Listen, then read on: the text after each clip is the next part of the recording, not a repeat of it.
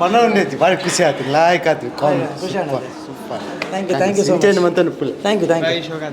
thank you first class picture last ಎಡ್ಡೆ ಬಂದಿದ್ದಾರೆ thank you ಎಂಚಂಡ್ ಬ್ರೋ ಎಡ್ಡಾದ ಮಾತುಗಳ ಬನ್ಲೆ ಸೂಪರ್